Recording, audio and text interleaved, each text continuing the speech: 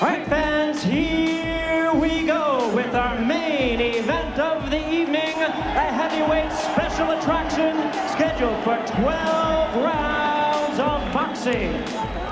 Introducing first on my left, fighting out of the blue corner, entering the ring wearing gold trunks with black trim and hailing from Grand Rapids, Michigan. He weighed in at 224 pounds. He is undefeated in his campaign as a professional with 20 wins, no losses, 2 no contests, with 6 wins coming by way of knockout. He is representing the long-time fighting family tradition. Please welcome the IBF #4 heavyweight contender and the current USBA heavyweight champion, introducing the undefeated Buster Mathis Jr.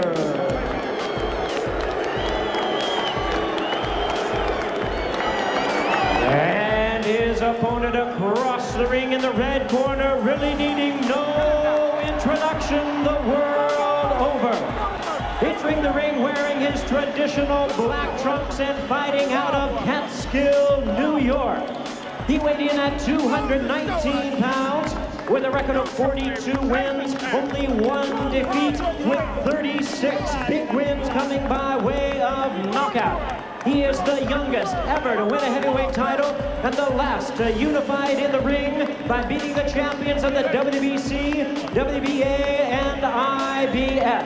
Currently ranked the #1 contender and continuing his quest to regain his titles, please welcome the former undisputed heavyweight champion of the world, the one, the only, Mike Tyson. Once again, a referee in charge, Frank Cappuccino. Good evening, gentlemen. You were both given your instructions. Protect your side at all times. Touch close. Clear it out!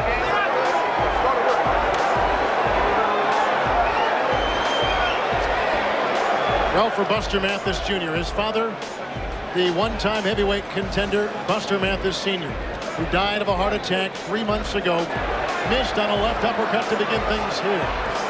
He ran right at Mike Tyson, much like Peter McNeely did, which he thought was interesting. Said Mike didn't handle pressure too well. Well, this is interesting because that's like the lamb walking to the slaughter. He ran to the slaughter. Well, he was surprised that Peter McNeely was able to back up on Mike Tyson, and that power backing up.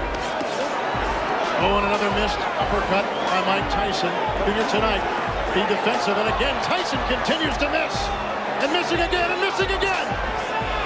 And Mathis lands it. Foreman, he said he was a good slipper. So far, he's lived up to it.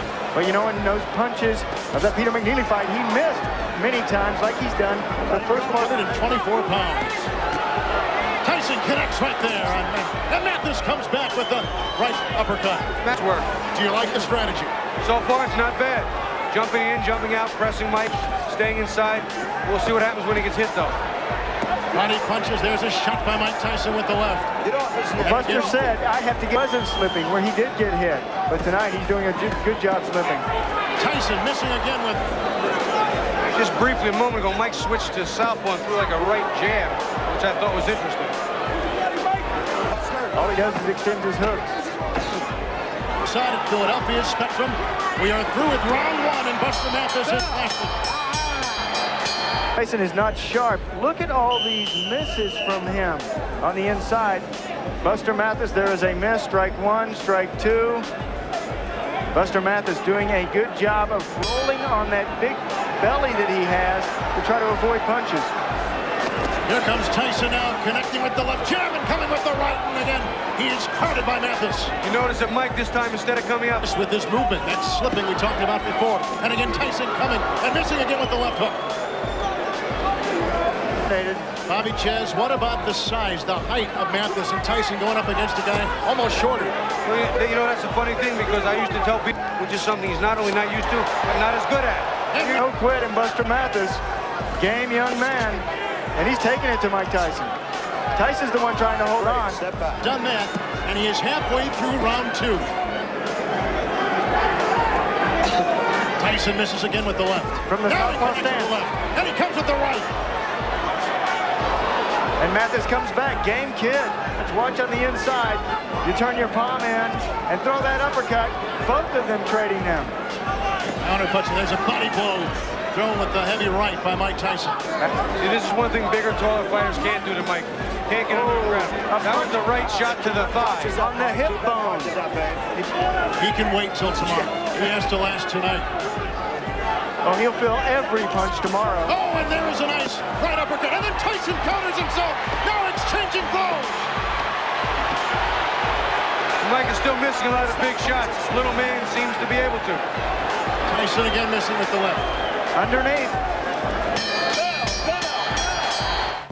Go to the third round. Non-stop action in this battle between two big heavyweights. And surprised that Buster Mathis Jr. has lasted into the third round against Mike Tyson. Punch combinations. Behind the jab.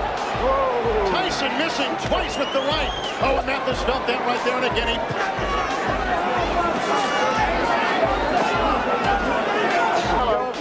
In his corner, Frank Cappuccino separating the two. They're staying close. Now, this is the first time that Tyson has had Mathis up against the ropes. Body punches, and Mathis trying to fight his way out of it. Oh, you can hear him, too. And a miss by Tyson. Mike's loading up a little too much. Buster can see some of them coming. He's getting out of the way of most of them. Man. Listen, when I say break, I want you both to break. Frank Cappuccino.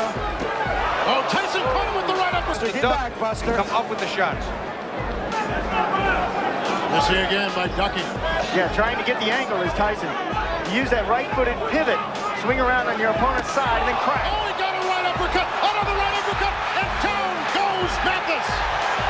See, he stepped back and did it again. Stepped off and around and ripped that uppercut to where Mathis was ducking right into it. 9, 10. He didn't beat the count.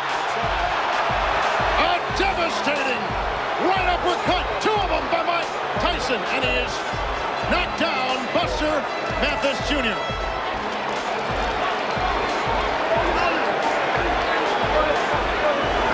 No one thought that Buster Mathis Jr. would last one round. No one thought he would last two rounds. And almost no one gave him a chance to get into the third. But that's what he did. Somewhat of a surprise here in Philadelphia. But Mike...